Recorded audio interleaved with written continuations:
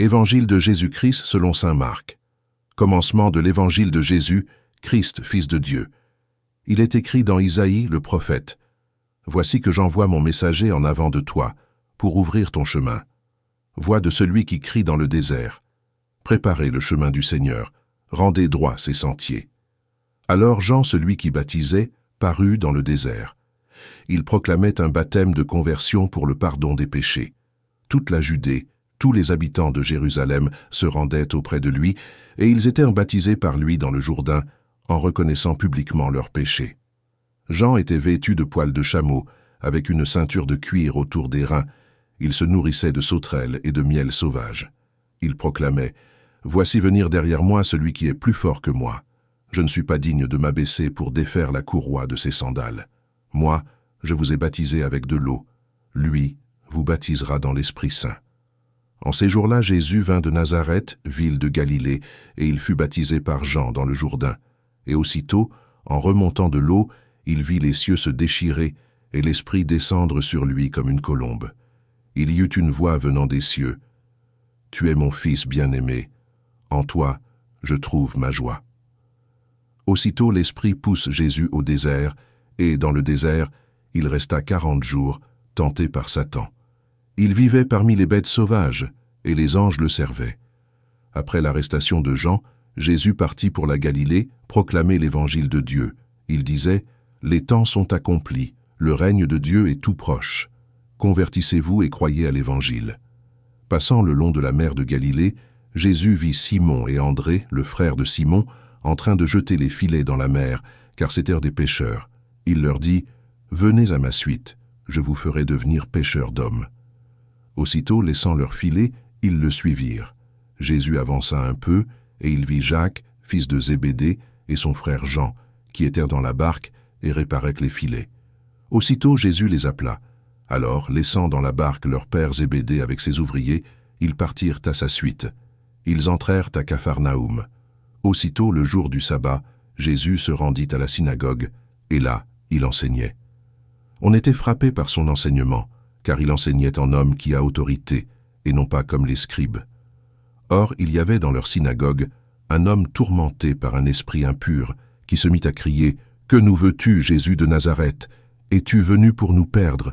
Je sais qui tu es le Saint de Dieu. » Jésus l'interpella vivement « Tais-toi, sors de cet homme. » L'esprit impur le fit entrer en convulsion, puis, poussant un grand cri, sortit de lui. Ils furent tous frappés de stupeur et se demandaient entre eux « Qu'est-ce que cela veut dire? Voilà un enseignement nouveau, donné avec autorité. Il commande même aux esprits impurs, et ils lui obéissent. » Sa renommée se répandit aussitôt partout, dans toute la région de la Galilée. Aussitôt sortis de la synagogue, ils allèrent, avec Jacques et Jean, dans la maison de Simon et d'André. Or la belle-mère de Simon était au lit, elle avait de la fièvre. Aussitôt on parla à Jésus de la malade. Jésus s'approcha, la saisit par la main et la fit lever. La fièvre la quitta, et elle les servait. Le soir venu, après le coucher du soleil, on lui amenait tous ceux qui étaient atteints d'un mal ou possédés par des démons. La ville entière se pressait à la porte. Il guérit beaucoup de gens, atteints de toutes sortes de maladies, et il expulsa beaucoup de démons. Il empêchait les démons de parler parce qu'ils savaient, eux, qui il était. Le lendemain, Jésus se leva bien avant l'aube. Il sortit et se rendit dans un endroit désert, et là il priait. Simon et ceux qui étaient avec lui partirent à sa recherche. Ils le trouvent et lui disent « Tout le monde te cherche. » Jésus leur dit « Allons ailleurs dans les villages voisins, afin que là aussi je proclame l'Évangile, car c'est pour cela que je suis sorti. » Et il parcourut toute la Galilée, proclamant l'Évangile dans leurs synagogues et expulsant les démons. Un lépreux vient auprès de lui.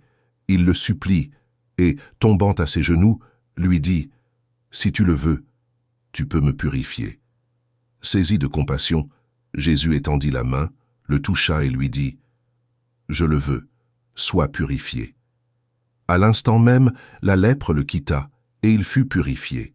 Avec fermeté, Jésus le renvoya aussitôt en lui disant « Attention, ne dis rien à personne, mais va te montrer au prêtre, et donne pour ta purification ce que Moïse a prescrit dans la loi.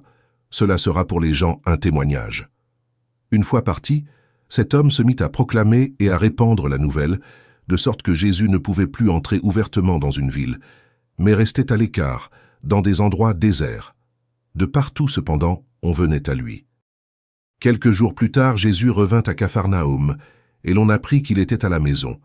Tant de monde s'y rassembla qu'il n'y avait plus de place, pas même devant la porte, et il leur annonçait la parole. Arrivent des gens qui lui amènent un paralysé, porté par 4 hommes. Comme ils ne peuvent l'approcher à cause de la foule, ils découvrent le toit au-dessus de lui, ils font une ouverture, et descendent le brancard sur lequel était couché le paralysé.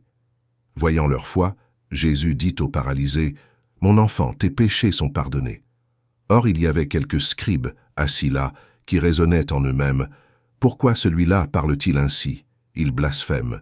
Qui donc peut pardonner les péchés, sinon Dieu seul ?» Percevant aussitôt dans son esprit les raisonnements qu'ils se faisaient, Jésus leur dit, « Pourquoi tenez-vous de tels raisonnements? Qu'est-ce qui est le plus facile? Dire à ce paralysé, « Tes péchés sont pardonnés », ou bien lui dire, « Lève-toi, prends ton brancard et marche. » Eh bien, pour que vous sachiez que le Fils de l'homme a autorité pour pardonner les péchés sur la terre, Jésus s'adressa au paralysé. « Je te le dis, lève-toi, prends ton brancard et rentre dans ta maison. » Il se leva, prit aussitôt son brancard et sortit devant tout le monde. Tous étaient frappés de stupeur et rendaient gloire à Dieu en disant « Nous n'avons jamais rien vu de pareil. » Jésus sortit de nouveau le long de la mer. Toute la foule venait à lui, et il les enseignait. En passant, il aperçut Lévi, fils d'Alphée, assis au bureau des impôts. Il lui dit « Suis-moi ». L'homme se leva et le suivit. Comme Jésus était à table dans la maison de Lévi, beaucoup de publicains, c'est-à-dire des collecteurs d'impôts, et beaucoup de pécheurs vinrent prendre place avec Jésus et ses disciples, car ils étaient nombreux à le suivre. Les scribes du groupe des pharisiens, voyant qu'il mangeait avec les pécheurs et les publicains, disaient à ses disciples, « Comment? Il mange avec les publicains et les pécheurs. » Jésus, qui avait entendu, leur déclara, « Ce ne sont pas les gens bien portants qui ont besoin du médecin, mais les malades. Je ne suis pas venu appeler des justes, mais des pécheurs. » Comme les disciples de Jean le Baptiste et les pharisiens jeûnaient, on vient demander à Jésus, « Pourquoi, alors que les disciples de Jean et les disciples des pharisiens jeûnent, tes disciples ne jeûnent-ils pas ?» Jésus leur dit, « Les invités de la noce pourraient-ils jeûner pendant que l'époux est avec eux? Tant qu'ils ont l'époux avec eux, ils ne peuvent pas jeûner. Mais des jours viendront où l'époux leur sera enlevé. Alors, ce jour-là, ils jeûneront. Personne ne raccommode un vieux vêtement avec une pièce d'étoffe neuve. Autrement, le morceau neuf ajouté tire sur le vieux tissu, et la déchirure s'agrandit. Ou encore, personne ne met du vin nouveau dans de vieilles outres, car alors le vin fera éclater les outres, et l'on perd à la fois le vin et les outres. À vin nouveau, outre neuve. Un jour de sabbat, Jésus marchait à travers les champs de blé, et ses disciples, chemin faisant, se mirent à arracher des épis. Les pharisiens lui disaient, « Regarde ce qu'ils font le jour du sabbat. Cela n'est pas permis. » Et Jésus leur dit, « N'avez-vous jamais lu ce que fit David lorsqu'il fut dans le besoin et qu'il eut faim, lui-même et ceux qui l'accompagnaient? Au temps du grand prêtre Abiatar, il entra dans la maison de Dieu et mangea les pains de l'offrande que nul n'a le droit de manger, sinon les prêtres, et il en donna aussi à ceux qui l'accompagnaient.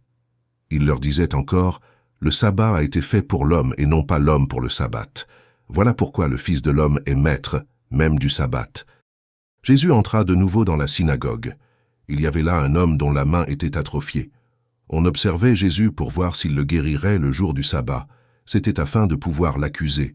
Il dit à l'homme qui avait la main atrophiée, « Lève-toi, viens au milieu. » Et s'adressant aux autres, « Est-il permis le jour du sabbat de faire le bien ou de faire le mal, de sauver une vie ou de tuer ?» Mais eux se taisaient.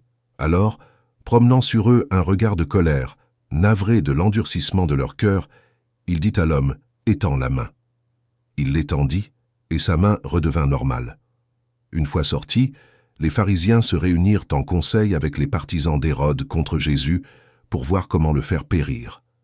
Jésus se retira avec ses disciples près de la mer, et une grande multitude de gens venus de la Galilée le suivirent. De Judée, de Jérusalem, d'Idumée, de Transjordanie et de la région de Tyr et de Sidon, vinrent aussi à lui une multitude de gens qui avaient entendu parler de ce qu'il faisait. Il dit à ses disciples de tenir une barque à sa disposition pour que la foule ne l'écrase pas. car il avait fait beaucoup de guérisons, si bien que tous ceux qui souffraient de quelque mal se précipitaient sur lui pour le toucher. Et lorsque les esprits impurs le voyaient, ils se jetaient à ses pieds et criaient « Toi, tu es le Fils de Dieu !» Mais il leur défendait vivement de le faire connaître. Puis il gravit la montagne, et il appela ceux qu'il voulait.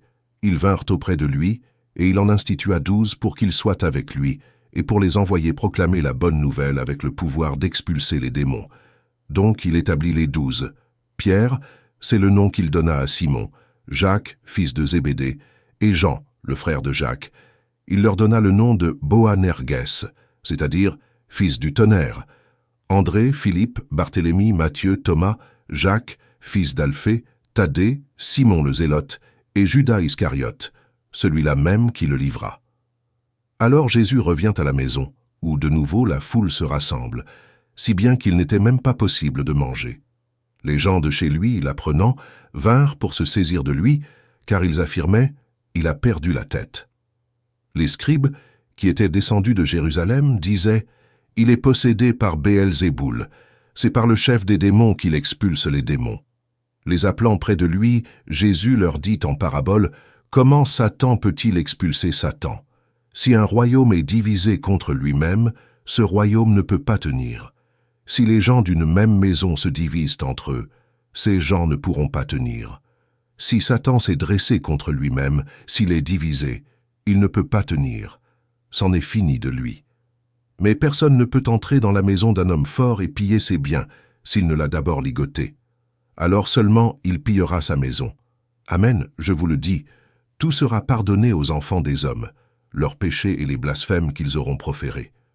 Mais si quelqu'un blasphème contre l'Esprit Saint, il n'aura jamais de pardon. Il est coupable d'un péché pour toujours. Jésus parla ainsi parce qu'ils avaient dit « Il est possédé par un esprit impur ». Alors arrivent sa mère et ses frères. Restant au dehors, ils le font appeler.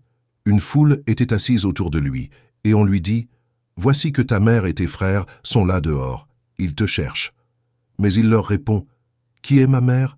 Qui sont mes frères ?» Et parcourant du regard ceux qui étaient assis en cercle autour de lui, il dit « Voici ma mère et mes frères, celui qui fait la volonté de Dieu. Celui-là est pour moi un frère, une sœur, une mère. » Jésus se mit de nouveau à enseigner au bord de la mer de Galilée. Une foule très nombreuse se rassembla auprès de lui, si bien qu'il monta dans une barque où il s'assit. Il était sur la mer, et toute la foule était près de la mer, sur le rivage.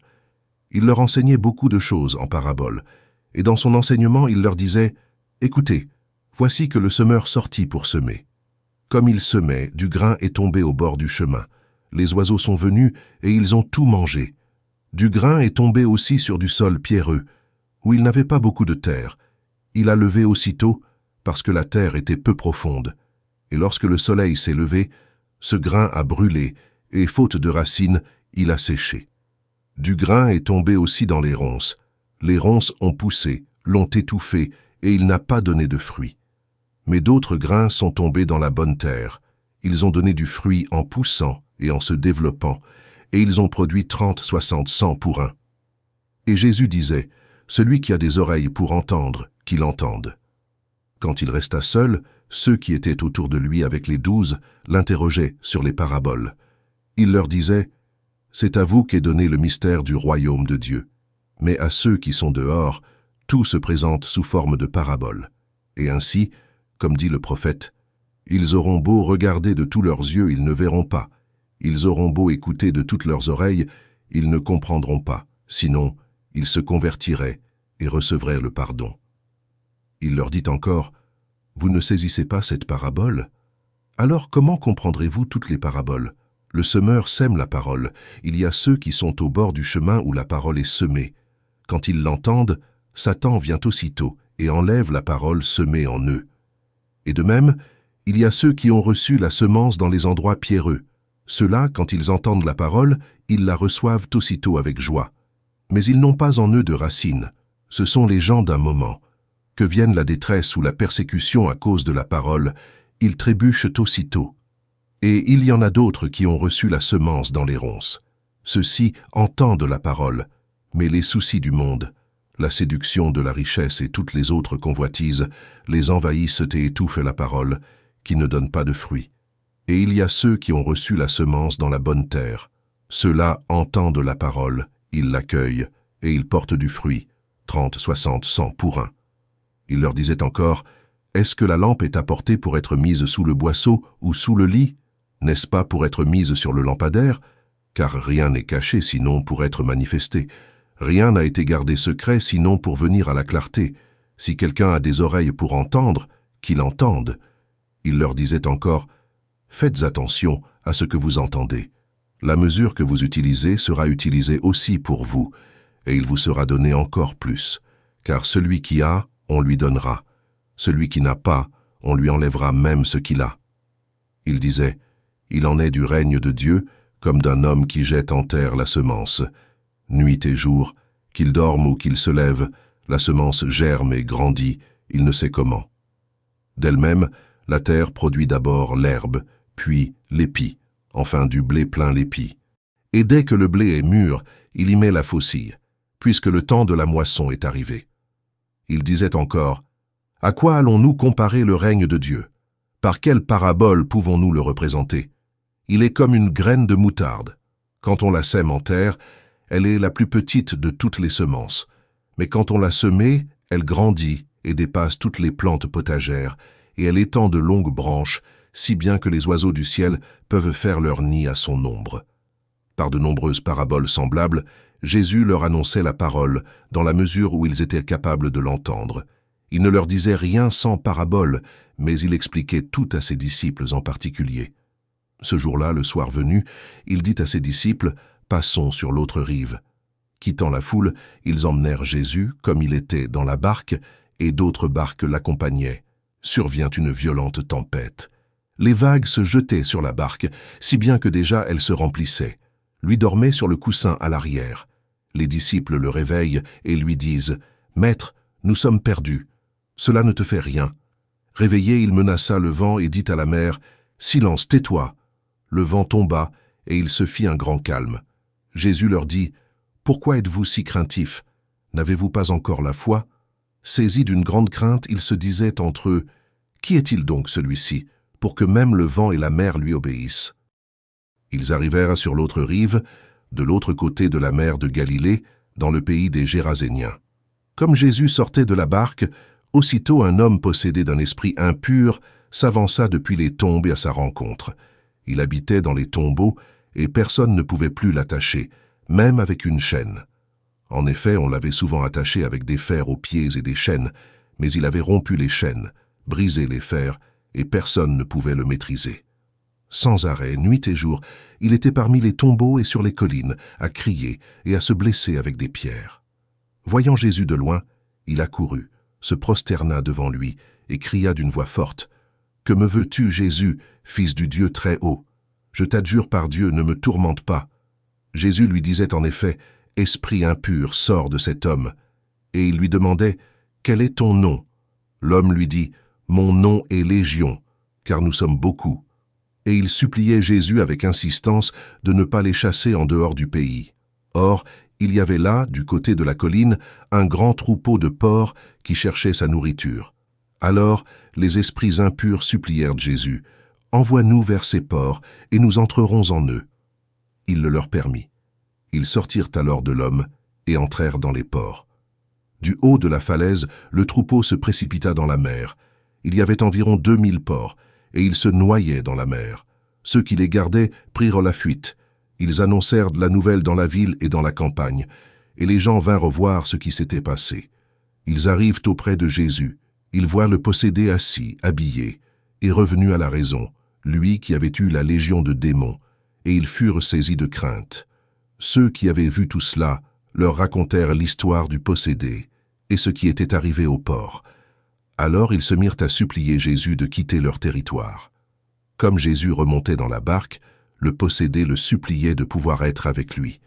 Il n'y consentit pas, mais il lui dit, « Rentre à la maison auprès des tiens, annonce-leur tout ce que le Seigneur a fait pour toi dans sa miséricorde. » Alors l'homme s'en alla. Il se mit à proclamer dans la région de la Décapole ce que Jésus avait fait pour lui, et tout le monde était dans l'admiration. Jésus regagna en barque l'autre rive, et une grande foule s'assembla autour de lui. Il était au bord de la mer. arrive un des chefs de synagogue, nommé Jaïr. Voyant Jésus, il tombe à ses pieds et le supplie instamment. « Ma fille, encore si jeune, est à la dernière extrémité. Viens lui imposer les mains pour qu'elle soit sauvée et qu'elle vive. » Jésus partit avec lui, et la foule qui le suivait était si nombreuse qu'elle l'écrasait. Or une femme qui avait des pertes de sang depuis 12 ans, elle avait beaucoup souffert du traitement de nombreux médecins, et elle avait dépensé tous ses biens sans avoir la moindre amélioration. Au contraire, son état avait plutôt empiré. Cette femme, donc, ayant appris ce qu'on disait de Jésus, vint par derrière dans la foule et toucha son vêtement. Elle se disait en effet, « Si je parviens à toucher seulement son vêtement, je serai sauvée. » À l'instant, l'hémorragie s'arrêta, et elle ressentit dans son corps qu'elle était guérie de son mal. Aussitôt, Jésus se rendit compte qu'une force était sortie de lui. Il se retourna dans la foule et il demandait « Qui a touché mes vêtements ?» Ses disciples lui répondirent « Tu vois bien la foule qui t'écrase, et tu demandes « Qui m'a touché ?» Mais lui regardait tout autour pour voir celle qui avait fait cela. Alors la femme, saisie de crainte et toute tremblante, sachant ce qui lui était arrivé, vint se jeter à ses pieds et lui dit toute la vérité. Jésus lui dit alors, « Ma fille, ta foi t'a sauvée. Va en paix et sois guérie de ton mal. » Comme il parlait encore, des gens arrivent de la maison de Jaïr, le chef de synagogue, pour dire à celui-ci, « Ta fille vient de mourir. À quoi bon déranger encore le maître ?» Jésus, surprenant ces mots, dit au chef de synagogue, « Ne crains pas, crois seulement. » Il ne laissa personne l'accompagner, sauf Pierre, Jacques et Jean, le frère de Jacques. Ils arrivent à la maison du chef de synagogue. Jésus voit l'agitation et des gens qui pleurent et poussent de grands cris. Il entre et leur dit, « Pourquoi cette agitation et ces pleurs? L'enfant n'est pas morte, elle dort. » Mais on se moquait de lui. Alors il met tout le monde dehors, prend avec lui le père et la mère de l'enfant et ceux qui étaient avec lui. Puis il pénètre là où reposait l'enfant. Il saisit la main de l'enfant et lui dit « Talitha koum », ce qui signifie « Jeune fille, je te le dis, lève-toi ». Aussitôt la jeune fille se leva et se mit à marcher. Elle avait en effet 12 ans. Ils furent frappés d'une grande stupeur, et Jésus leur ordonna fermement de ne le faire savoir à personne. Puis il leur dit de la faire manger. Sorti de là, Jésus se rendit dans son lieu d'origine et ses disciples le suivirent. Le jour du sabbat, il se mit à enseigner dans la synagogue. De nombreux auditeurs, frappés d'étonnement, disaient « D'où cela lui vient-il? Quelle est cette sagesse qui lui a été donnée et ces grands miracles qui se réalisent non par ses mains? N'est-il pas le charpentier, le fils de Marie et le frère de Jacques, de José, de Jude et de Simon? Ses sœurs ne sont-elles pas ici chez nous ?» Et ils étaient profondément choqués à son sujet. Jésus leur disait « Un prophète n'est méprisé que dans son pays, sa parenté et sa maison. » Et là, il ne pouvait accomplir aucun miracle. Il guérit seulement quelques malades en leur imposant les mains. Et il s'étonna de leur manque de foi. Jésus parcourait les villages d'alentour en enseignant. Il appela les 12, alors il commença à les envoyer en mission 2 par 2. Il leur donnait autorité sur les esprits impurs, et il leur prescrivit de ne rien prendre pour la route, mais seulement un bâton, pas de pain, pas de sac, pas de pièces de monnaie dans leur ceinture. Mettez des sandales, ne prenez pas de tunique de rechange.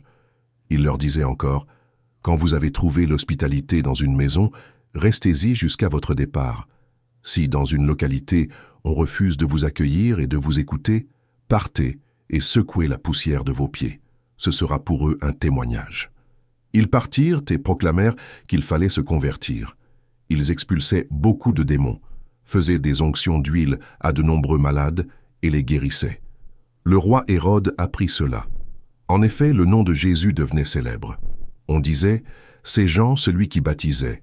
Il est ressuscité d'entre les morts, et voilà pourquoi des miracles se réalisent par lui. » Certains disaient « C'est le prophète Élie. » D'autres disaient encore « C'est un prophète comme ceux de jadis. » Hérode entendait ces propos et disait « Celui que j'ai fait décapiter, Jean le voilà ressuscité. » Car c'était lui, Hérode, qui avait donné l'ordre d'arrêter Jean et de l'enchaîner dans la prison, à cause d'Hérodiade, la femme de son frère Philippe, que lui-même avait prise pour épouse.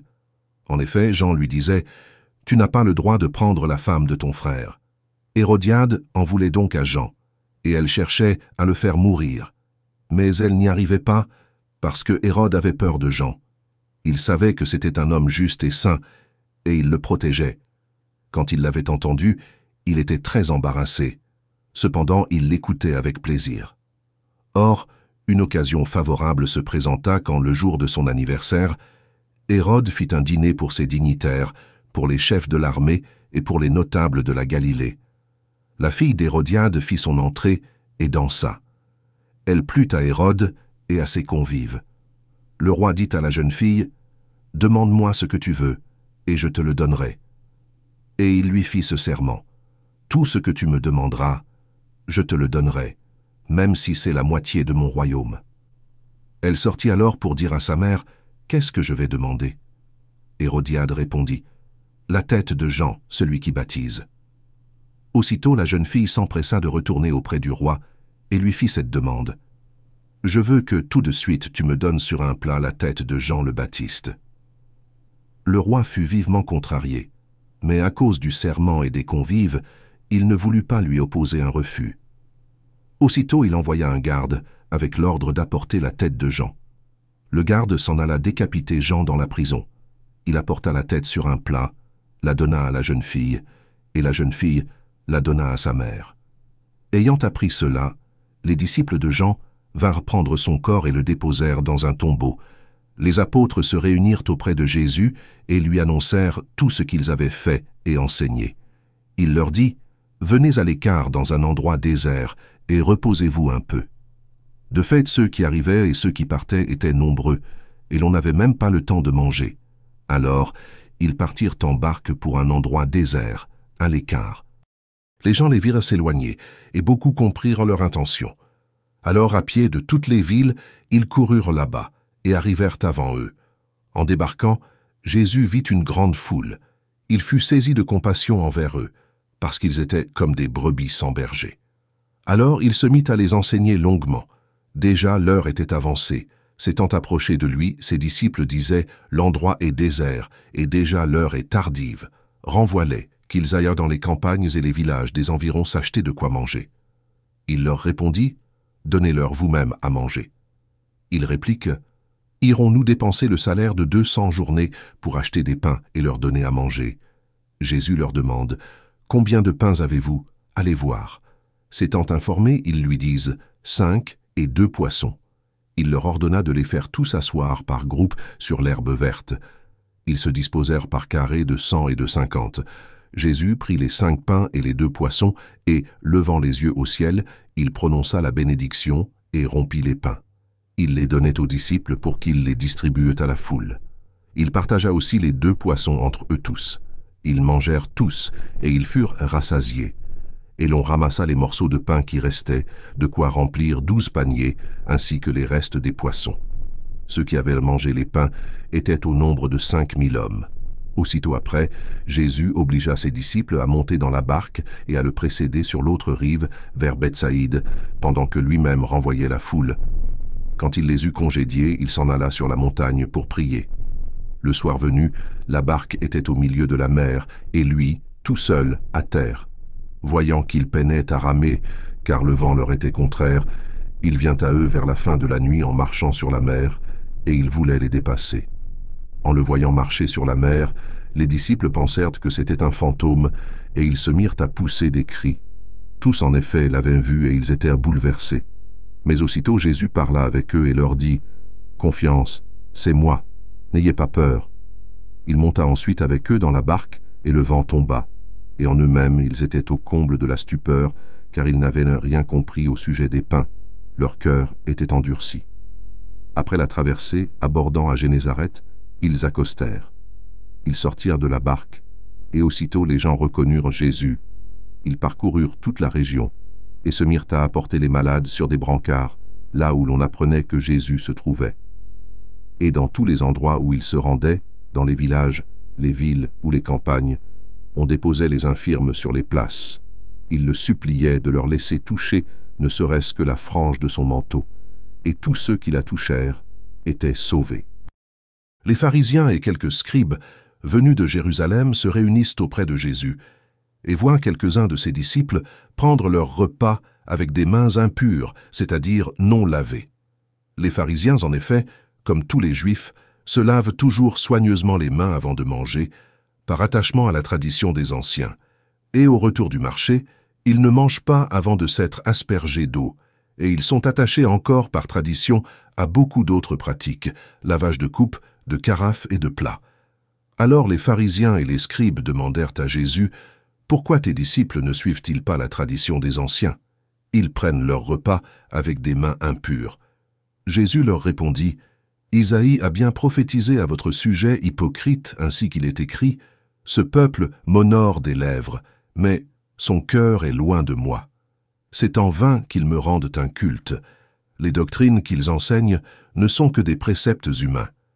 Vous aussi vous laissez de côté le commandement de Dieu pour vous attacher à la tradition des hommes. » Il leur disait encore « Vous rejetez bel et bien le commandement de Dieu pour établir votre tradition. En effet, Moïse a dit « Honore ton père et ta mère. » Et encore « Celui qui maudit son père ou sa mère sera mis à mort. » Mais vous, vous dites « Supposons qu'un homme déclare à son père ou à sa mère « Les ressources qui m'auraient permis de t'aider sont corban, c'est-à-dire dons réservés à Dieu. » Alors vous ne l'autorisez plus à faire quoi que ce soit pour son père ou sa mère. Vous annulez ainsi la parole de Dieu par la tradition que vous transmettez, et vous faites beaucoup de choses du même genre. Appelant de nouveau la foule, il lui disait « Écoutez-moi tous, et comprenez bien. Rien de ce qui est extérieur à l'homme et qui entre en lui ne peut le rendre impur. Mais ce qui sort de l'homme, voilà ce qui rend l'homme impur. » Quand il eut quitté la foule pour rentrer à la maison, ses disciples l'interrogeaient sur cette parabole.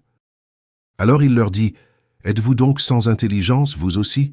Ne comprenez-vous pas que tout ce qui entre dans l'homme, en venant du dehors, ne peut pas le rendre impur, parce que cela n'entre pas dans son cœur, mais dans son ventre, pour être éliminé? C'est ainsi que Jésus déclarait purs tous les aliments. Il leur dit encore « Ce qui sort de l'homme, c'est cela qui le rend impur, car c'est du dedans, du cœur de l'homme, que sortent les pensées perverses, inconduite, vol, meurtre, adultère, cupidité, méchanceté, fraude, débauche, envie, diffamation, orgueil et démesure. Tout ce mal vient du dedans et rend l'homme impur. » En partant de là, Jésus se rendit dans le territoire de Tyr. Il était entré dans une maison et il ne voulait pas qu'on le sache. Mais il ne put rester inaperçu. Une femme entendit aussitôt parler de lui. Elle avait une petite fille possédée par un esprit impur. Elle vint se jeter à ses pieds. Cette femme était païenne, syro-phénicienne de naissance, et elle lui demandait d'expulser le démon hors de sa fille. Il lui disait « Laisse d'abord les enfants se rassasier, car il n'est pas bien de prendre le pain des enfants et de le jeter aux petits chiens. » Mais elle lui répliqua « Seigneur, les petits chiens, sous la table, mangent bien les miettes des petits enfants. » Alors il lui dit « À cause de cette parole, va, le démon est sorti de ta fille. » Elle rentra à la maison et elle trouva l'enfant étendu sur le lit. Le démon était sorti d'elle. Jésus quitta le territoire de Tyr. Passant par Sidon, il prit la direction de la mer de Galilée et alla en plein territoire de la Décapole. Des gens lui amènent un sourd qui avait aussi de la difficulté à parler et supplie Jésus de poser la main sur lui. Jésus l'emmena à l'écart, loin de la foule, lui mit les doigts dans les oreilles et avec sa salive lui toucha la langue. Puis, les yeux levés au ciel, il soupira et lui dit « Ephata », c'est-à-dire « Ouvre-toi ». Ses oreilles s'ouvrirent, sa langue se délia et il parlait correctement. Alors Jésus leur ordonna de n'en rien dire à personne, mais plus il leur donnait cet ordre, plus ceux-ci le proclamaient.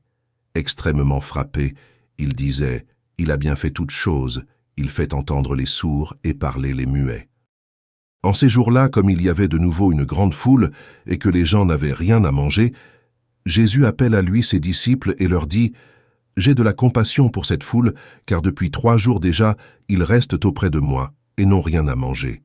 Si je les renvoie chez eux à jeun, ils vont défaillir en chemin, et certains d'entre eux sont venus de loin. » Ses disciples lui répondirent « Où donc pourra-t-on trouver du pain pour les rassasier ici, dans le désert ?» Il leur demanda « Combien de pain avez-vous » Ils lui dirent « 7. » Alors il ordonna à la foule de s'asseoir par terre. Puis, prenant les 7 pains et rendant grâce, il les rompit, et il les donnait à ses disciples pour que ceux-ci les distribuent.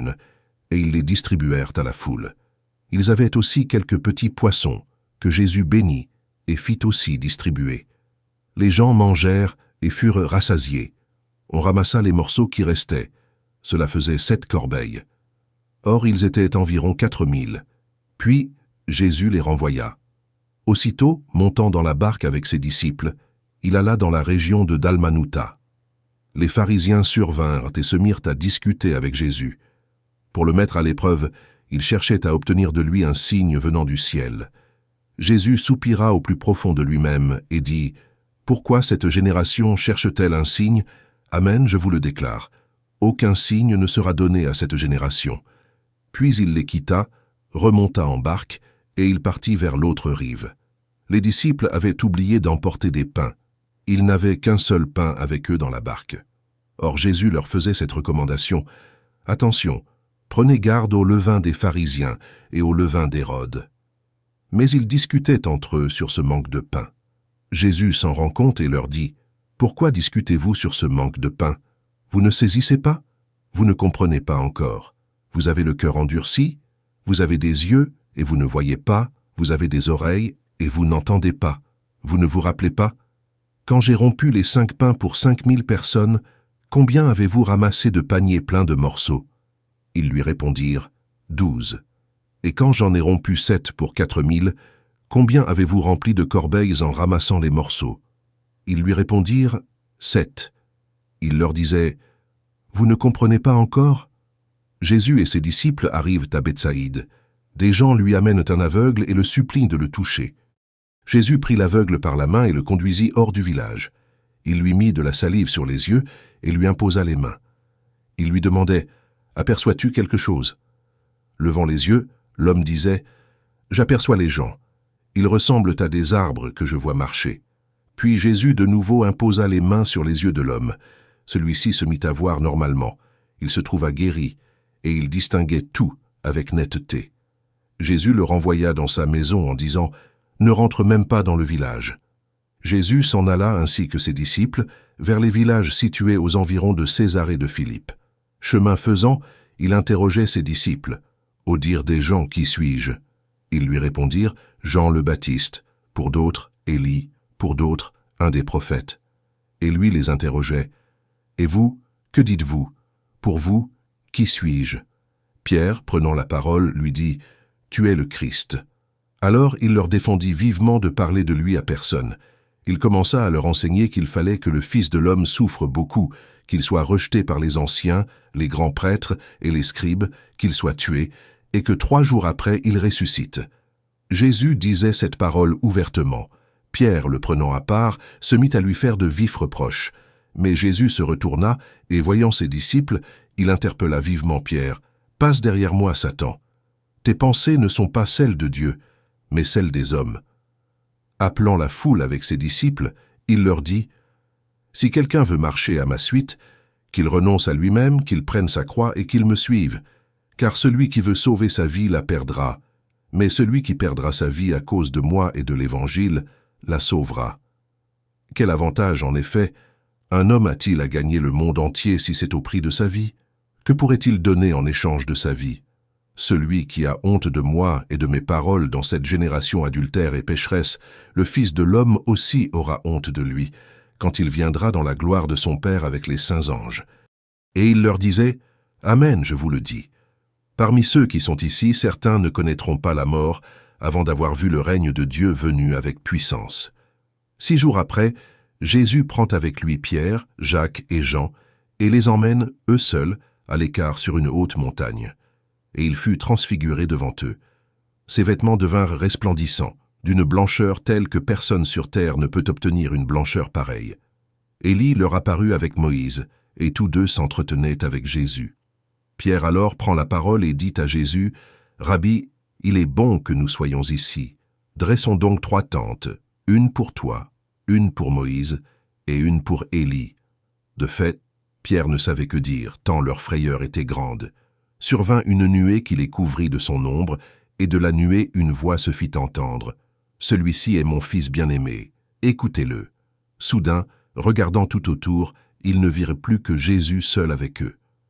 Ils descendirent de la montagne, et Jésus leur ordonna de ne raconter à personne ce qu'ils avaient vu avant que le Fils de l'homme soit ressuscité d'entre les morts.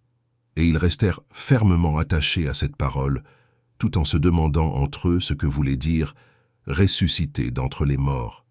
Ils l'interrogeaient. « Pourquoi les scribes disent-ils que le prophète Élie doit venir d'abord ?» Jésus leur dit « Certes, Élie vient d'abord pour remettre toute chose à sa place. Mais alors, pourquoi l'Écriture dit-elle au sujet du Fils de l'homme qu'il souffrira beaucoup et sera méprisé? Eh bien, je vous le déclare, Élie est déjà venu et ils lui ont fait tout ce qu'ils ont voulu comme l'Écriture le dit à son sujet. En rejoignant les autres disciples, ils virent une grande foule qui les entourait et des scribes qui discutaient avec eux. Aussitôt qu'elle vit Jésus, toute la foule fut stupéfaite et les gens accouraient pour le saluer. Il leur demanda « De quoi discutez-vous avec eux ?» Quelqu'un dans la foule lui répondit « Maître, je t'ai amené mon fils. Il est possédé par un esprit qui le rend muet. Cet esprit s'empare de lui n'importe où. Il le jette par terre. L'enfant écume, grince des dents et devient tout raide. J'ai demandé à tes disciples d'expulser cet esprit, mais ils n'en ont pas été capables. » Prenant la parole, Jésus leur dit « Génération incroyante, combien de temps resterai-je auprès de vous? Combien de temps devrais-je vous supporter? Amenez-le-moi. » On le lui amena. Dès qu'il vit Jésus, l'esprit fit entrer l'enfant en convulsion. L'enfant tomba et se roulait par terre en écumant. Jésus interrogea le père. « Depuis combien de temps cela lui arrive-t-il » Il répondit « Depuis sa petite enfance. Et souvent il l'a même jeté dans le feu ou dans l'eau pour le faire périr. Mais si tu peux quelque chose, viens à notre secours par compassion envers nous. » Jésus lui déclara « Pourquoi dire, si tu peux? Tout est possible pour celui qui croit. » Aussitôt le père de l'enfant s'écria « Je crois, viens au secours de mon manque de foi. » Jésus vit que la foule s'attroupait. Il menaça l'esprit impur en lui disant « Esprit qui rend muet et sourd, je te l'ordonne, sors de cet enfant et n'y rentre plus jamais. » Ayant poussé des cris et provoqué des convulsions, l'esprit sortit. L'enfant devint comme un cadavre, de sorte que tout le monde disait « Il est mort. » Mais Jésus, lui saisissant la main, le releva et il se mit debout. Quand Jésus fut rentré à la maison, ses disciples l'interrogèrent en particulier. « Pourquoi est-ce que nous n'avons pas réussi à l'expulser ?» Jésus leur répondit « Cette espèce-là, rien ne peut la faire sortir sauf la prière. » Partis de là, ils traversèrent la Galilée, et Jésus ne voulait pas qu'on le sache, car il enseignait ses disciples en leur disant « Le Fils de l'homme est livré aux mains des hommes. Ils le tueront et 3 jours après sa mort, il ressuscitera. » Mais les disciples ne comprenaient pas ces paroles, et ils avaient peur de l'interroger. Ils arrivèrent à Capharnaüm, et, une fois à la maison, Jésus leur demanda « De quoi discutiez-vous en chemin ?» Ils se taisaient, car, en chemin, ils avaient discuté entre eux pour savoir qui était le plus grand. S'étant assis, Jésus appela les 12 et leur dit « Si quelqu'un veut être le premier, qu'il soit le dernier de tous et le serviteur de tous. » Prenant alors un enfant, il le plaça au milieu d'eux, l'embrassa et leur dit « Quiconque accueille en mon nom un enfant comme celui-ci, c'est moi qui l'accueille. Et celui qui m'accueille, ce n'est pas moi qui l'accueille, mais celui qui m'a envoyé. » Jean, l'un des 12, disait à Jésus « Maître, nous avons vu quelqu'un expulser les démons en ton nom. Nous l'en avons empêché car il n'est pas de ceux qui nous suivent. » Jésus répondit « Ne l'en empêchez pas, car celui qui fait un miracle en mon nom ne peut pas, aussitôt après, mal parler de moi. Celui qui n'est pas contre nous est pour nous. Et celui qui vous donnera un verre d'eau au nom de votre appartenance au Christ, Amen, je vous le dis, il ne restera pas sans récompense. Celui qui est un scandale, une occasion de chute pour un seul de ces petits qui croient en moi, mieux vaudrait pour lui qu'on lui attache au cou une de ces meules que tournent les ânes et qu'on le jette à la mer. Et si ta main est pour toi une occasion de chute, coupe-la.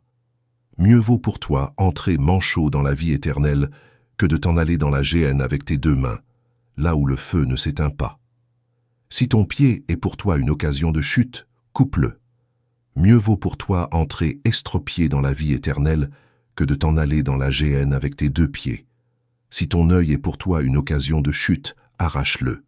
Mieux vaut pour toi entrer borgne dans le royaume de Dieu que de t'en aller dans la géhenne avec tes 2 yeux, là où le ver ne meurt pas et où le feu ne s'éteint pas. Chacun sera salé au feu. C'est une bonne chose que le sel. Mais s'il cesse d'être du sel, avec quoi allez-vous lui rendre sa saveur? Ayez du sel en vous-même et vivez en paix entre vous. Partant de là, Jésus arrive dans le territoire de la Judée, au-delà du Jourdain. De nouveau, des foules s'assemblent près de lui, et de nouveau, comme d'habitude, il les enseignait. Des pharisiens l'abordèrent, et pour le mettre à l'épreuve, ils lui demandaient « Est-il permis à un mari de renvoyer sa femme ?» Jésus leur répondit « Que vous a prescrit Moïse ?» Ils lui dirent « Moïse a permis de renvoyer sa femme à condition d'établir un acte de répudiation. » Jésus répliqua « C'est en raison de la dureté de vos cœurs qu'il a formulé pour vous cette règle. Mais au commencement de la création, Dieu les fit hommes et femmes. À cause de cela, l'homme quittera son père et sa mère, il s'attachera à sa femme, et tous deux deviendront une seule chair. Ainsi ils ne sont plus deux, mais une seule chair. Donc, ce que Dieu a uni, que l'homme ne le sépare pas. » De retour à la maison, les disciples l'interrogèrent de nouveau sur cette question. Il leur déclara « Celui qui renvoie sa femme et en épouse une autre devient adultère envers elle. Si une femme qui a renvoyé son mari en épouse un autre, elle devient adultère. » Des gens présentaient à Jésus des enfants pour qu'il pose la main sur eux, mais les disciples les écartèrent vivement. Voyant cela, Jésus se fâcha et leur dit « Laissez les enfants venir à moi, ne les empêchez pas, car le royaume de Dieu est à ceux qui leur ressemblent. Amen, je vous le dis, celui qui n'accueille pas le royaume de Dieu à la manière d'un enfant n'y entrera pas. » Il les embrassait et les bénissait en leur imposant les mains. Jésus se mettait en route quand un homme accourut et, tombant à ses genoux, lui demanda « Bon maître, que dois-je faire pour avoir la vie éternelle en héritage ?» Jésus lui dit « Pourquoi dire que je suis bon? Personne n'est bon, sinon Dieu seul. Tu connais les commandements. Ne commets pas de meurtre, ne commets pas d'adultère, ne commets pas de vol, ne porte pas de faux témoignages, ne fais de tort à personne, honore ton père et ta mère. » L'homme répondit « Maître, tout cela je l'ai observé depuis ma jeunesse. » Jésus posa son regard sur lui et il l'aima. Il lui dit « Une seule chose te manque, va, vends ce que tu as et donne-le aux pauvres. Alors tu auras un trésor au ciel, puis viens, suis-moi. » Mais lui, à ces mots, devint sombre et s'en alla tout triste car il avait de grands biens. Alors Jésus regarda autour de lui et dit à ses disciples « Comme il sera difficile à ceux qui possèdent des richesses d'entrer dans le royaume de Dieu. » Les disciples étaient stupéfaits de ces paroles. Jésus, reprenant la parole, leur dit « Mes enfants, comme il est difficile d'entrer dans le royaume de Dieu. Il est plus facile à un chameau de passer par le trou d'une aiguille qu'à un riche d'entrer dans le royaume de Dieu. » De plus en plus déconcertés, les disciples se demandaient entre eux « Mais alors, qui peut être sauvé ?» Jésus les regarde et dit « Pour les hommes, c'est impossible, mais pas pour Dieu, car tout est possible à Dieu. » Pierre se mit à dire à Jésus « Voici que nous avons tout quitté pour te suivre. » Jésus déclara « Amen, je vous le dis. Nul n'aura quitté, à cause de moi et de l'Évangile, une maison, des frères, des sœurs, une mère, un père, des enfants ou une terre sans qu'ils reçoivent en ce temps déjà le centuple. Maison, frères, sœurs, mères, enfants et terre, avec des persécutions, et dans le monde à venir la vie éternelle. Beaucoup de premiers seront derniers, et les derniers seront les premiers. » Les disciples étaient en route pour monter à Jérusalem. Jésus marchait devant eux. Ils étaient saisis de frayeur, et ceux qui suivaient étaient aussi dans la crainte. Prenant de nouveau les 12 auprès de lui, il se mit à leur dire ce qui allait lui arriver. « Voici que nous montons à Jérusalem. Le Fils de l'homme sera livré aux grands prêtres et aux scribes. Ils le condamneront à mort, ils le livreront aux nations païennes, qui se moqueront de lui, cracheront sur lui, le flagelleront et le tueront, et 3 jours après, il ressuscitera. » Alors Jacques et Jean, les fils de Zébédée, s'approchent de Jésus et lui disent « Maître, ce que nous allons te demander, nous voudrions que tu le fasses pour nous. » Il leur dit « Que voulez-vous que je fasse pour vous ?» Ils lui répondirent « Donne-nous de siéger l'un à ta droite et l'autre à ta gauche, dans ta gloire. » Jésus leur dit « Vous ne savez pas ce que vous demandez. Pouvez-vous boire la coupe que je vais boire? Être baptisé du baptême dans lequel je vais être plongé ?» Ils lui dirent « Nous le pouvons. » Jésus leur dit « La coupe que je vais boire, vous la boirez, et vous serez baptisés du baptême dans lequel je vais être plongé.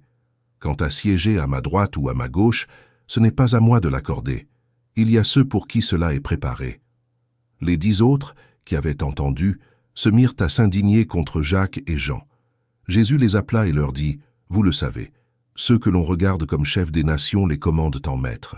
Les grands leur font sentir leur pouvoir. Parmi vous, il ne doit pas en être ainsi.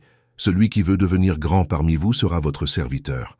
Celui qui veut être parmi vous le premier sera l'esclave de tous, car le Fils de l'homme n'est pas venu pour être servi, mais pour servir et donner sa vie en rançon pour la multitude. » Jésus et ses disciples arrivent à Jéricho, et tandis que Jésus sortait de Jéricho avec ses disciples et une foule nombreuse, le fils de Timée, Bartimée, un aveugle qui mendiait, était assis au bord du chemin.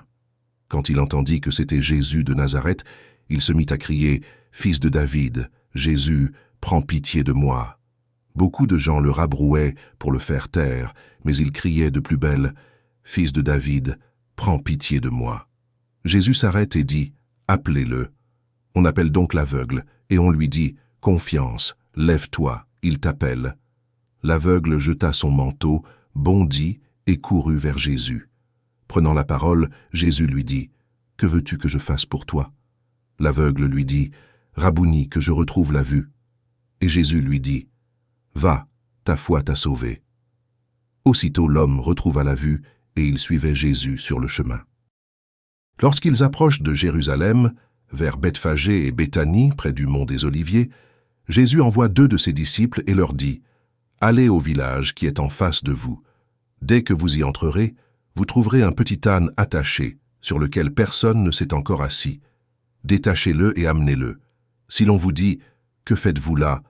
répondez « Le Seigneur en a besoin, mais il vous le renverra aussitôt. » Ils partirent, trouvèrent un petit âne attaché près d'une porte dehors dans la rue, et ils le détachèrent. Des gens qui se trouvaient là leur demandaient « Qu'avez-vous à détacher cet ânon ?» Ils répondirent ce que Jésus leur avait dit, et on les laissa faire. Ils amenèrent le petit âne à Jésus, le couvrirent de leur manteau, et Jésus s'assit dessus. Alors, beaucoup de gens étendirent leurs manteaux sur le chemin, d'autres des feuillages coupés dans les champs. Ceux qui marchaient devant et ceux qui suivaient criaient « Hosanna ! Béni soit celui qui vient au nom du Seigneur. Béni soit le règne qui vient, celui de David, notre Père. Hosanna au plus haut des cieux. » Jésus entra à Jérusalem, dans le temple. Il parcourut du regard toutes choses, et comme c'était déjà le soir, il sortit pour aller à Béthanie avec les 12. Le lendemain, quand ils quittèrent Béthanie, il eut faim. Voyant de loin un figuier qui avait des feuilles, il alla voir s'il y trouverait quelque chose. Mais en s'approchant, il ne trouva que des feuilles, car ce n'était pas la saison des figues. Alors il dit au figuier, « Que jamais plus personne ne mange de tes fruits. » Et ses disciples avaient bien entendu. Ils arrivèrent à Jérusalem. Entré dans le temple, Jésus se mit à expulser ceux qui vendaient et ceux qui achetaient dans le temple. Il renversa les comptoirs des changeurs et les sièges des marchands de colombes, et il ne laissait personne transporter quoi que ce soit à travers le temple. Il enseignait et il déclarait aux gens, « L'Écriture ne dit-elle pas, « Ma maison sera appelée maison de prière pour toutes les nations. Or vous en avez fait une caverne de bandits. » Apprenant cela, les grands prêtres et les scribes cherchaient comment le faire périr. En effet, ils avaient peur de lui, car toute la foule était frappée par son enseignement. Et quand le soir tomba, Jésus et ses disciples s'en allèrent hors de la ville. Le lendemain matin, en passant, ils virent le figuier qui était desséché jusqu'aux racines. Pierre, se rappelant ce qui s'était passé, dit à Jésus, « Rabbi, regarde, le figuier que tu as maudit est desséché. » Alors Jésus, prenant la parole, leur dit, « Ayez foi en Dieu. Amen, je vous le dis. Quiconque dira à cette montagne, « Enlève-toi de là et va te jeter dans la mer », s'il ne doute pas dans son cœur, mais s'il croit que ce qu'il dit arrivera, cela lui sera accordé. C'est pourquoi je vous le dis, tout ce que vous demandez dans la prière, croyez que vous l'avez obtenu, et cela vous sera accordé. Et quand vous vous tenez en prière, si vous avez quelque chose contre quelqu'un, pardonnez, afin que votre Père qui est aux cieux vous pardonne aussi vos fautes. » Jésus et ses disciples reviennent à Jérusalem, et comme Jésus allait et venait dans le temple, les grands prêtres, les scribes et les anciens vinrent le trouver. Ils lui demandaient « Par quelle autorité fais-tu cela? Ou alors qui t'a donné cette autorité pour le faire ?» Jésus leur dit « Je vais vous poser une seule question. Répondez-moi, et je vous dirai par quelle autorité je fais cela. Le baptême de Jean venait-il du ciel ou des hommes?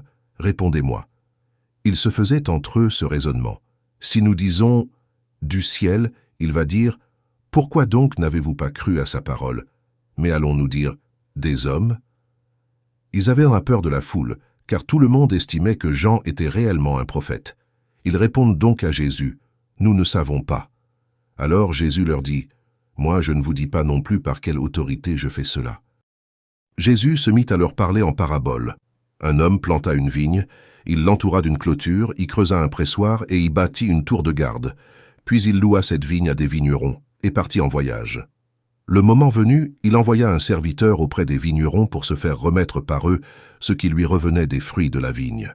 Mais les vignerons se saisirent du serviteur, le frappèrent et le renvoyèrent les mains vides. De nouveau, il leur envoya un autre serviteur, et celui-là, ils l'assommèrent et l'humilièrent. Il en envoya encore un autre, et celui-là, ils le tuèrent. Puis beaucoup d'autres serviteurs. Ils frappèrent les uns et tuèrent les autres. Il lui restait encore quelqu'un, son fils bien-aimé. Il l'envoya vers eux en dernier en se disant « Ils respecteront mon fils ». Mais ces vignerons-là se dirent entre eux « Voici l'héritier, allons-y, tuons-le, et l'héritage va être à nous. » Ils se saisirent de lui, le tuèrent, et le jetèrent hors de la vigne. Que fera le maître de la vigne?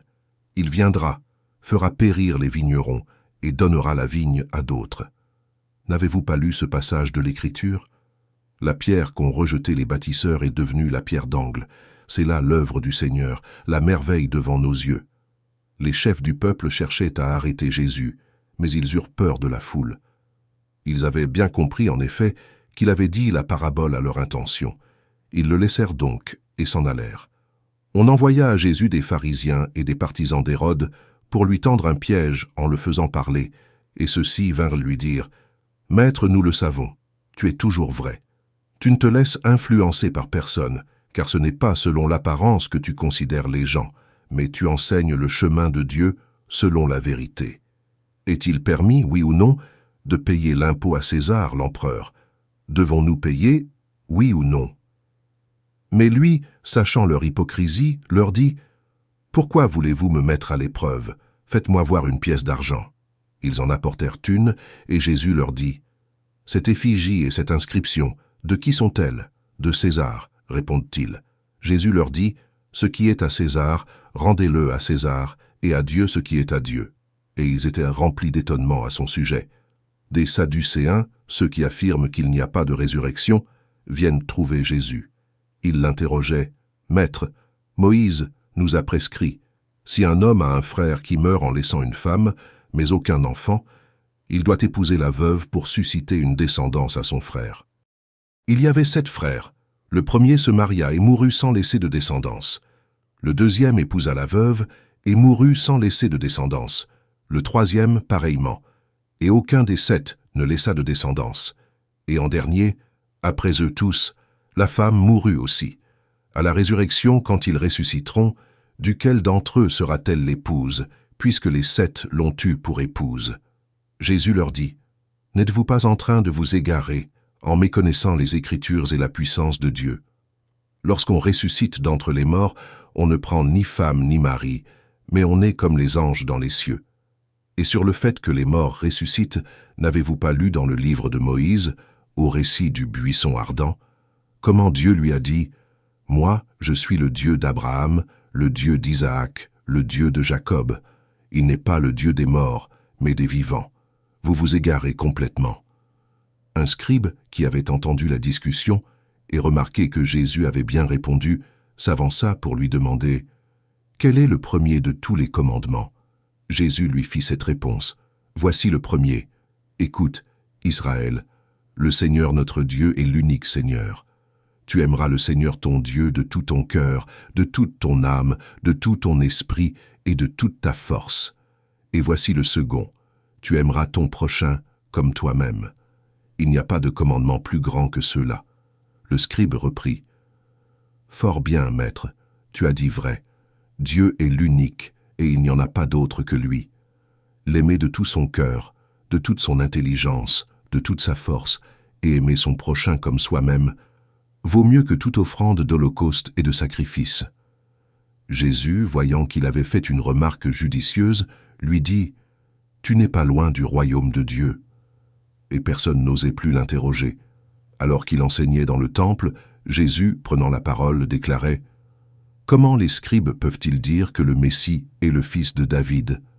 David lui-même a dit, inspiré par l'Esprit Saint, « Le Seigneur a dit à mon Seigneur, siège à ma droite jusqu'à ce que j'aie placé tes ennemis sous tes pieds. » David lui-même le nomme Seigneur.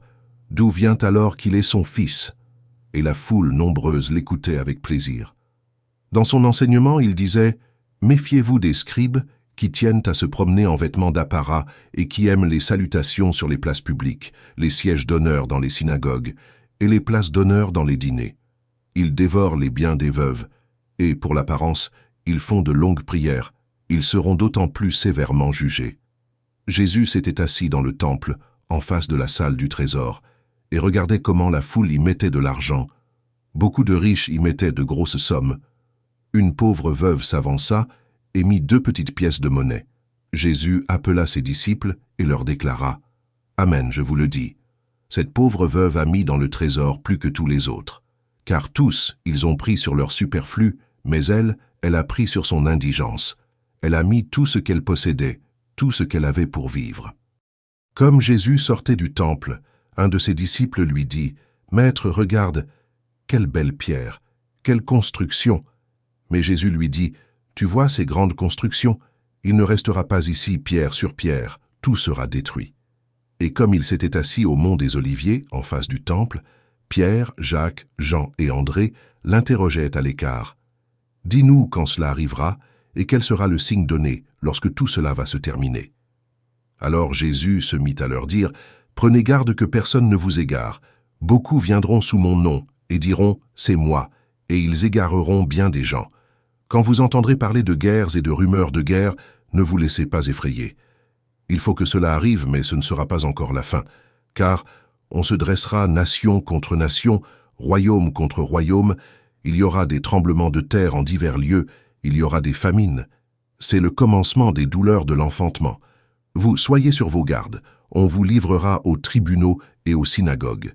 On vous frappera, on vous traduira devant des gouverneurs et des rois à cause de moi. Ce sera pour eux un témoignage. Mais il faut d'abord que l'Évangile soit proclamé à toutes les nations. Et lorsqu'on vous emmènera pour vous livrer, ne vous inquiétez pas d'avance pour savoir ce que vous direz, mais dites ce qui vous sera donné à cette heure-là. Car ce n'est pas vous qui parlerez, mais l'Esprit Saint. Le frère livrera son frère à la mort, et le père son enfant. Les enfants se dresseront contre leurs parents et les feront mettre à mort. Vous serez détestés de tous à cause de mon nom. Mais celui qui aura persévéré jusqu'à la fin, celui-là sera sauvé.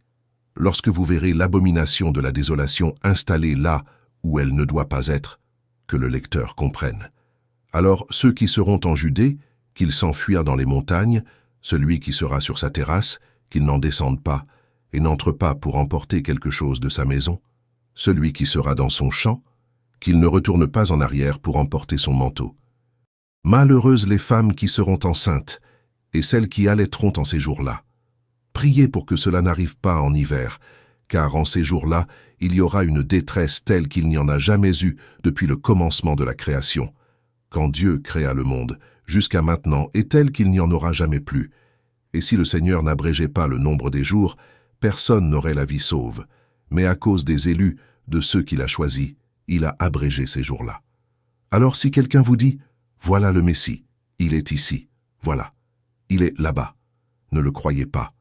Il surgira des faux messies et des faux prophètes qui feront des signes et des prodiges afin d'égarer, si c'était possible, les élus.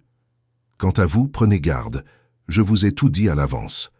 En ces jours-là, après une pareille détresse, le soleil s'obscurcira et la lune ne donnera plus sa clarté. Les étoiles tomberont du ciel et les puissances célestes seront ébranlées. Alors on verra le Fils de l'homme venir dans les nuées avec grande puissance et avec gloire. Il enverra les anges pour rassembler les élus des 4 coins du monde, depuis l'extrémité de la terre jusqu'à l'extrémité du ciel. Laissez-vous instruire par la comparaison du figuier.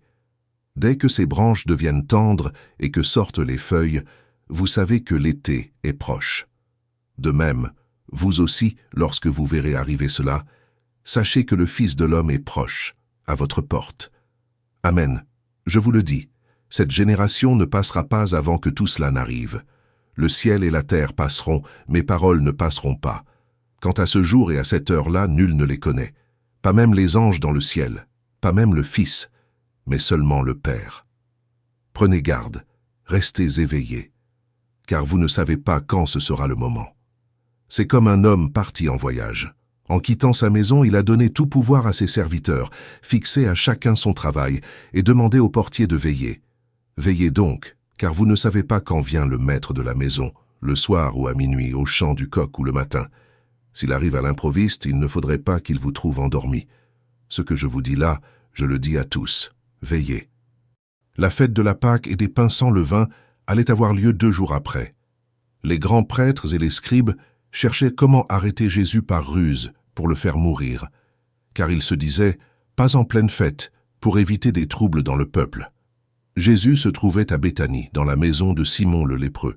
Pendant qu'il était à table, une femme entra, avec un flacon d'albâtre contenant un parfum très pur et de grande valeur. Brisant le flacon, elle lui versa le parfum sur la tête. Hors de leur côté, quelques-uns s'indignaient. À quoi bon gaspiller ce parfum?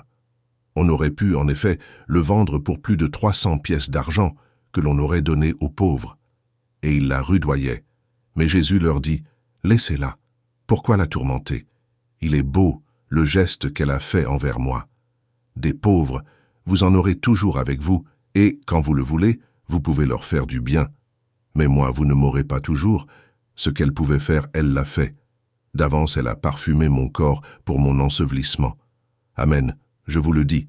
Partout où l'Évangile sera proclamé, dans le monde entier, on racontera en souvenir d'elle ce qu'elle vient de faire. » Judas Iscariote, l'un des 12, alla trouver les grands prêtres pour leur livrer Jésus. À cette nouvelle, ils se réjouirent et promirent de lui donner de l'argent. Et Judas cherchait comment le livrer au moment favorable. Le premier jour de la fête des pains sans levain, où l'on immolait l'agneau pascal, les disciples de Jésus lui disent « Où veux-tu que nous allions faire les préparatifs pour que tu manges la Pâque ?» Il envoie 2 de ses disciples en leur disant « Allez à la ville, un homme portant une cruche d'eau viendra à votre rencontre. Suivez-le, et là où il entrera, dites au propriétaire « Le maître te fait dire « Où est la salle où je pourrai manger la Pâque avec mes disciples ?» Il vous indiquera, à l'étage, une grande pièce aménagée et prête pour un repas. Faites-y pour nous les préparatifs. » Les disciples partirent, allèrent à la ville.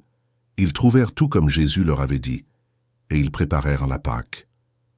Le soir venu, Jésus arrive avec les 12. Pendant qu'ils étaient à table et mangeaient, Jésus déclara « Amen, je vous le dis, l'un de vous qui mange avec moi va me livrer. » Ils devinrent tout tristes, et l'un après l'autre, ils lui demandaient « Serait-ce moi ?» Il leur dit « C'est l'un des 12, celui qui est en train de se servir avec moi dans le plat. Le Fils de l'homme s'en va, comme il est écrit à son sujet, mais malheureux celui par qui le Fils de l'homme est livré. Il vaudrait mieux pour lui qu'il ne soit pas né, cet homme-là. » Pendant le repas, Jésus, ayant pris du pain et prononcé la bénédiction, le rompit, le leur donna et dit « Prenez, ceci est mon corps. » Puis, ayant pris une coupe et ayant rendu grâce, il la leur donna et ils en burent tous. Et il leur dit « Ceci est mon sang, le sang de l'alliance, versé pour la multitude. Amen, je vous le dis.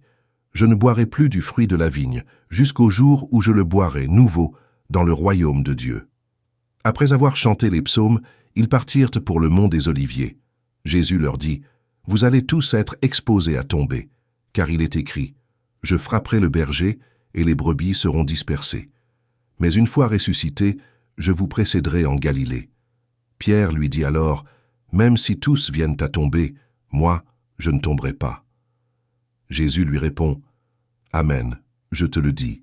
Toi, aujourd'hui, cette nuit même, avant que le coq chante 2 fois, tu m'auras renié 3 fois. » Mais lui reprenait de plus belle. « Même si je dois mourir avec toi, je ne te renierai pas. » Et tous en disaient autant. Ils parviennent à un domaine appelé Gethsémani. Jésus dit à ses disciples, « Asseyez-vous ici pendant que je vais prier. » Puis il emmène avec lui Pierre, Jacques et Jean, et commence à ressentir frayeur et angoisse. Il leur dit, « Mon âme est triste à mourir.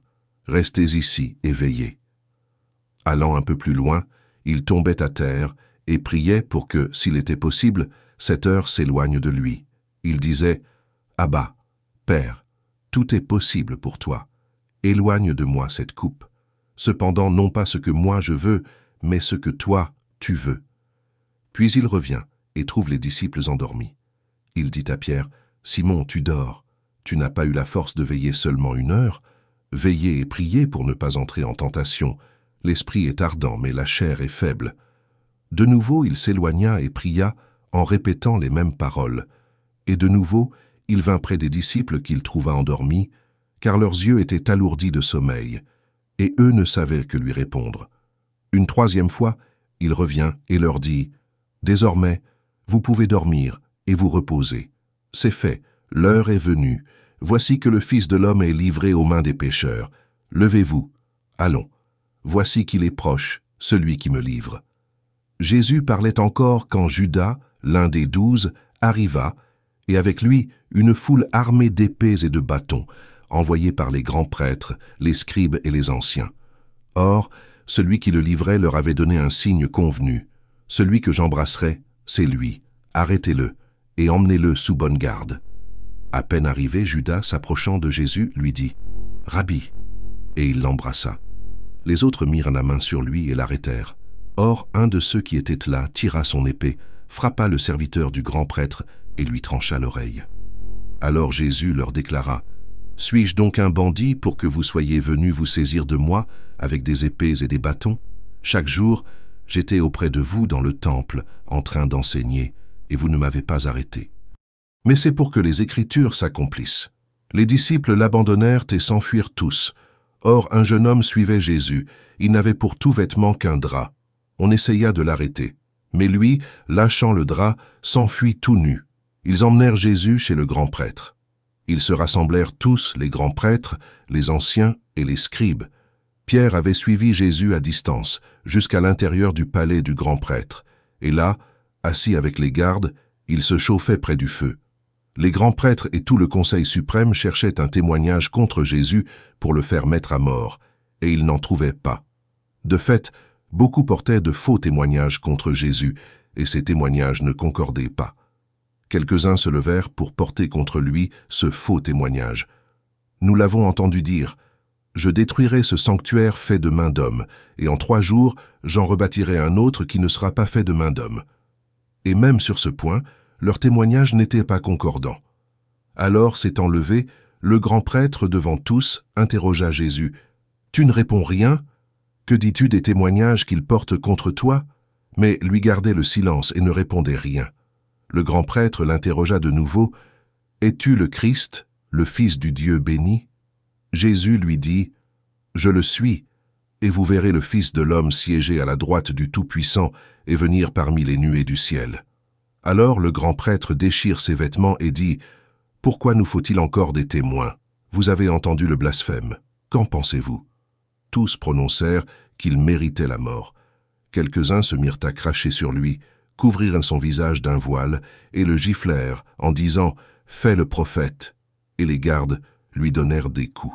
Comme Pierre était en bas dans la cour, arrive une des jeunes servantes du grand prêtre. Elle voit Pierre qui se chauffe, le dévisage et lui dit « Toi aussi tu étais avec Jésus de Nazareth. » Pierre le nia. « Je ne sais pas, je ne comprends pas de quoi tu parles. » Puis il sortit dans le vestibule, au dehors. Alors un coq chanta. La servante, ayant vu Pierre, se mit de nouveau à dire à ceux qui se trouvaient là, « Celui-ci est l'un d'entre eux. » De nouveau Pierre le niait. Peu après, ceux qui se trouvaient là lui disaient à leur tour, « Sûrement tu es l'un d'entre eux. D'ailleurs, tu es galiléen. » Alors il se mit à protester violemment et à jurer, « Je ne connais pas cet homme dont vous parlez. » Et aussitôt, pour la seconde fois, un coq chanta. Alors Pierre se rappela cette parole que Jésus lui avait dite, « Avant que le coq chante 2 fois, tu m'auras renié 3 fois. » Et il fondit en larmes. Dès le matin, les grands prêtres convoquèrent les anciens et les scribes et tout le conseil suprême. Puis, après avoir ligoté Jésus, ils l'emmenèrent et le livrèrent à Pilate. Celui-ci l'interrogea. « Es-tu le roi des Juifs ?» Jésus répondit. « C'est toi-même qui le dis. » Les grands prêtres multipliaient contre lui les accusations. Pilate lui demanda à nouveau. « Tu ne réponds rien ? Vois toutes les accusations qu'ils portent contre toi. » Mais Jésus ne répondit plus rien, si bien que Pilate fut étonné. À chaque fête, il leur relâchait un prisonnier, celui qu'ils demandaient. Or, il y avait en prison un dénommé Barabbas, arrêté avec des émeutiers pour un meurtre qu'ils avaient commis lors de l'émeute. La foule monta donc chez Pilate et se mit à demander ce qu'il leur accordait d'habitude. Pilate leur répondit « Voulez-vous que je vous relâche le roi des Juifs ?» Il se rendait bien compte que c'était par jalousie que les grands prêtres l'avaient livré. Ces derniers soulevèrent la foule pour qu'il leur relâche plutôt Barabbas. Et comme Pilate reprenait « Que voulez-vous donc que je fasse de celui que vous appelez le roi des Juifs ?» De nouveau ils crièrent « Crucifie-le !» Pilate leur disait « Qu'a-t-il donc fait de mal ?» Mais ils crièrent encore plus fort « Crucifie-le !» Pilate, voulant contenter la foule, relâcha Barabbas et, après avoir fait flageller Jésus, il le livra pour qu'il soit crucifié. Les soldats l'emmenèrent à l'intérieur du palais, c'est-à-dire dans le prétoire. Alors, ils rassemblent toute la garde, ils le revêtent de pourpre et lui posent sur la tête une couronne d'épines qu'ils ont tressée. Puis ils se mirent à lui faire des salutations en disant « Salut, roi des Juifs !» Ils lui frappèrent la tête avec un roseau, crachèrent sur lui et s'agenouillaient pour lui rendre hommage. Quand ils se furent bien moqués de lui, ils lui enlevèrent le manteau de pourpre et lui remirent ses vêtements. Puis de là, ils l'emmènent pour le crucifier et ils réquisitionnent, pour porter sa croix, un passant, Simon de Cyrène, le père d'Alexandre et de Rufus qui revenait des champs. Et ils amènent Jésus au lieu dit Golgotha, ce qui se traduit « lieu du crâne » ou « calvaire ». Ils lui donnèrent du vin aromatisé de myrrhe, mais il n'en prit pas. Alors il le crucifie, puis se partage ses vêtements en tirant au sort pour savoir la part de chacun. C'était la 3e heure, c'est-à-dire 9 heures du matin, lorsqu'on le crucifia. L'inscription indiquant le motif de sa condamnation portait ces mots « Le roi des Juifs ». Avec lui, il crucifie 2 bandits, l'un à sa droite, l'autre à sa gauche. Les passants l'injuriaient en hochant la tête. Ils disaient « Hé, toi qui détruis le sanctuaire et le rebâtis en 3 jours, sauve-toi toi-même, descends de la croix. » De même, les grands prêtres se moquèrent de lui avec les scribes, en disant entre eux « Il en a sauvé d'autres, et il ne peut pas se sauver lui-même. Qu'il descende maintenant de la croix, le Christ, le roi d'Israël. Alors nous verrons et nous croirons. » Même ceux qui étaient crucifiés avec lui l'insultaient. Quand arriva la 6e heure, c'est-à-dire midi, l'obscurité se fit sur toute la terre jusqu'à la 9e heure. Et à la 9e heure, Jésus cria d'une voix forte « Éloi, Éloi, lema sabachthani » ce qui se traduit « Mon Dieu, pourquoi m'as-tu abandonné ?» L'ayant entendu, quelques-uns de ceux qui étaient là disaient « Voilà qu'il appelle le prophète Élie. » L'un d'eux courut tremper une éponge dans une boisson vinaigrée, il la mit au bout d'un roseau, et il lui donnait à boire en disant « Attendez, nous verrons bien si Élie vient le descendre de là. » Mais Jésus, poussant un grand cri, expira. Le rideau du sanctuaire se déchira en 2, depuis le haut jusqu'en bas. Le centurion qui était là en face de Jésus, voyant comment il avait expiré, déclara « Vraiment, cet homme était fils de Dieu. » Il y avait aussi des femmes qui observèrent de loin, et parmi elles, Marie-Madeleine, Marie, mère de Jacques le Petit et de José, et Salomé, qui suivaient Jésus et le servaient quand il était en Galilée, et encore beaucoup d'autres qui étaient montés avec lui à Jérusalem. Déjà il se faisait tard, or comme c'était le jour de la préparation qui précède le sabbat, Joseph d'Arimathie intervint. C'était un homme influent, membre du conseil, et il attendait lui aussi le règne de Dieu. Il eut l'audace d'aller chez Pilate pour demander le corps de Jésus. Pilate s'étonna qu'il soit déjà mort. Il fit appeler le centurion et l'interrogea pour savoir si Jésus était mort depuis longtemps. Sur le rapport du centurion, il permit à Joseph de prendre le corps. Alors Joseph acheta un linceul. Il descendit Jésus de la croix, l'enveloppa dans le linceul et le déposa dans un tombeau qui était creusé dans le roc. Puis il roula une pierre contre l'entrée du tombeau. Or Marie-Madeleine et Marie, mère de José, observaient l'endroit où on l'avait mis. Le sabbat terminé, Marie-Madeleine, Marie, mère de Jacques, et Salomé achetèrent des parfums pour aller embaumer le corps de Jésus. De grand matin, le premier jour de la semaine, elles se rendent au tombeau dès le lever du soleil. Elles se disaient entre elles, « Qui nous roulera la pierre pour dégager l'entrée du tombeau ?» Levant les yeux, elles s'aperçoivent qu'on a roulé la pierre, qui était pourtant très grande. En entrant dans le tombeau, elles virent, assis à droite, un jeune homme vêtu de blanc. Elles furent saisies de frayeur. Mais il leur dit, « Ne soyez pas effrayés. Vous cherchez Jésus de Nazareth, le crucifié. Il est ressuscité. Il n'est pas ici. Voici l'endroit où on l'avait déposé. Et maintenant, allez dire à ses disciples et à Pierre, « Il vous précède en Galilée. Là, vous le verrez, comme il vous l'a dit. » Elles sortirent et s'enfuirent du tombeau, parce qu'elles étaient toutes tremblantes et hors d'elles-mêmes. Elles ne dirent rien à personne, car elles avaient peur. Ressuscité le matin, le premier jour de la semaine, Jésus apparut d'abord à Marie-Madeleine, de laquelle il avait expulsé 7 démons. Celle-ci partit annoncer la nouvelle à ceux qui, ayant vécu avec lui, s'affligeaient et pleuraient. Quand ils entendirent que Jésus était vivant et qu'elles l'avaient vu, ils refusèrent de croire. Après cela, il se manifesta sous un autre aspect à 2 d'entre eux qui étaient en chemin pour aller à la campagne. Ceux-ci revinrent l'annoncer aux autres, qui ne les crurent pas non plus. Enfin, il se manifesta aux 11 eux-mêmes pendant qu'ils étaient à table. Il leur reprocha leur manque de foi et la dureté de leur cœur parce qu'ils n'avaient pas cru ceux qui l'avaient contemplé ressuscité. Puis il leur dit, « Allez dans le monde entier, proclamez l'Évangile à toute la création. Celui qui croira et sera baptisé sera sauvé. Celui qui refusera de croire sera condamné. Voici les signes qui accompagneront ceux qui deviendront croyants. En mon nom, ils expulseront les démons. Ils parleront en langue nouvelle. Ils prendront des serpents dans leurs mains, et s'ils boivent un poison mortel, il ne leur fera pas de mal. Ils imposeront les mains aux malades, et les malades s'en trouveront bien. » Le Seigneur Jésus, après leur avoir parlé, fut enlevé au ciel et s'assit à la droite de Dieu. Quant à eux, ils s'en allèrent proclamer partout l'Évangile. Le Seigneur travaillait avec eux et confirmait la parole par les signes qui l'accompagnaient.